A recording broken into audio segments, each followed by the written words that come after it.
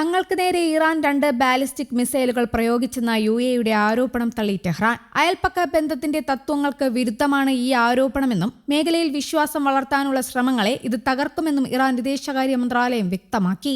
UAEക്ക് നേരെ ഇറാനിൽ നിന്ന് 2 ബാലിസ്റ്റിക് മിസൈലുകൾ വിക്ഷേപിച്ചതായി UAE പ്രതിരോധ മന്ത്രാലയമാണ് എക്സിലൂടെ അറിയിച്ചത്. ഇതിൽ ആദ്യത്തെ മിസൈൽ രാജ്യത്തിന്റെ സമുദ്ര അതിർത്തിക്ക് പുറത്തും രണ്ടാമത്തേത് സമുദ്ര അതിർത്തിക്കുള്ളിലുമാണ് പതിച്ചതെന്ന് മന്ത്രാലയം വ്യക്തമാക്കി. രാജ്യത്തിന്റെ സുരക്ഷയും പരമാധികാരവും തകർക്കാൻ ലക്ഷ്യമിട്ടുള്ള ഏത് ഭീഷണികളെയും നേരിടാൻ സായുധ സേന പൂർണ്ണ സജ്ജമാണെന്നും അതീവ ജാഗ്രതയിലാണെന്നും UAE പ്രതിരോധ മന്ത്രാലയം കൂട്ടിച്ചേർത്തു.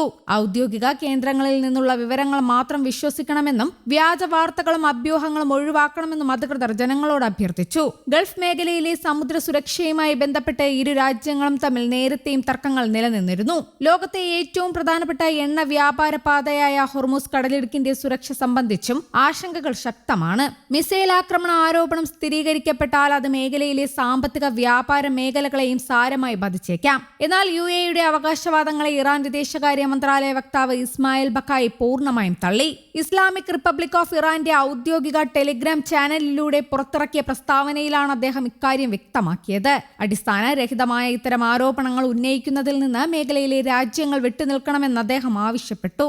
അമേരിക്കയുടെയും സിയോണിസ്റ്റ് ഭരണകൂടത്തിന്റെയും ഇടപെടലുകൾ കാരണം മേഖലയിലെ സമാധാനവും സുരക്ഷയും ഇതിനകം തന്നെ സങ്കീർണമാണെന്നും ഇത്തരം വ്യാജ ആരോപണങ്ങൾ സ്ഥിതിഗതികൾ കൂടുതൽ വഷളാക്കുമെന്നും ഇസ്മായിൽ ബഖായി ചൂണ്ടിക്കാട്ടി. അതിനിടെ UAE president Sheikh Mohammed bin Zayed Al Nahyan US president Donald ട്രംപുമായി ഫോണിൽ സംസാരിച്ചു. ഇരു രാജ്യങ്ങളും തമ്മിലുള്ള സഹകരണം മെച്ചപ്പെടുത്തുന്നതിനെക്കുറിച്ചും പരസ്പര താൽപര്യങ്ങൾ സംരക്ഷിക്കുന്നതിനെക്കുറിച്ചും ഇരുവരും ചർച്ച ചെയ്തു. പശ്ചിമേഷ്യയിലെ പുതിയ സംഭവ വികാസങ്ങളും പ്രതിസന്ധികൾ പരിഹരിക്കാനുള്ള ശ്രമങ്ങളും ഇരു നേതാക്കളും വിലയിരുത്തി. അമേരിക്കൻ പ്രസിഡന്റായ ഡൊണാൾഡ് ട്രംപ് വീണ്ടും അധികാരത്തിലെത്തിയതിന് പിന്നാലെ പശ്ചിമേഷ്യൻ നയങ്ങളിൽ വലിയ മാറ്റങ്ങളാണ് പ്രതീക്ഷിക്കുന്നത്. ഇസ്രായേലിനും ഗൾഫ് സഖ്യകക്ഷികൾക്കും പൂർണ്ണ പിന്തുണ നൽകുന്ന നിലപാടാണ് അമേരിക്ക സ്വീകരിക്കുന്നത്. ഇത് ഇറാനെ കൂടുതൽ പ്രകോപിപ്പിച്ചിട്ടുണ്ട്.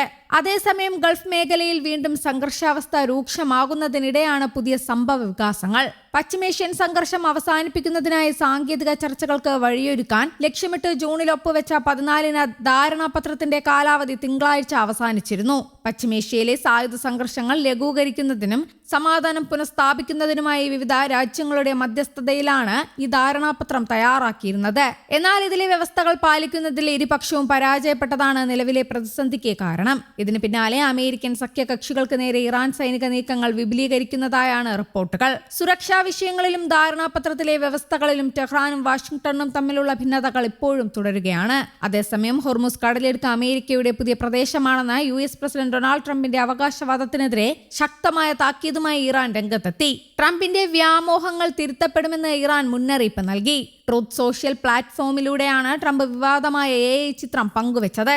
ഇറാനും അറേബ്യൻ ഉപദ്വീപിനും ഇടയിലുള്ള തന്ത്രപ്രധാനമായ ഹോർമുസ് കടലിടുക്കിനെ നീലനിറത്തിൽ അടയാളപ്പെടുത്തി പുതിയ US പ്രദേശം എന്ന വലിയ അക്ഷരത്തിൽ രേഖപ്പെടുത്തിയ ചിത്രമാണ് അദ്ദേഹം പോസ്റ്റ് ചെയ്തത്. ലോകത്തെ ഊർജ്ജ വിതരണത്തിന്റെ വലിയൊരു ഭാഗം കടന്നു പോകുന്ന ഈ പാതയുടെ പൂർണ്ണ നിയന്ത്രണം വാഷിംഗ്ടണിനാണെന്ന് ട്രംപ് നേരത്തെയും അവകാശപ്പെട്ടിരുന്നു. News desk, Kerala Kaumudi.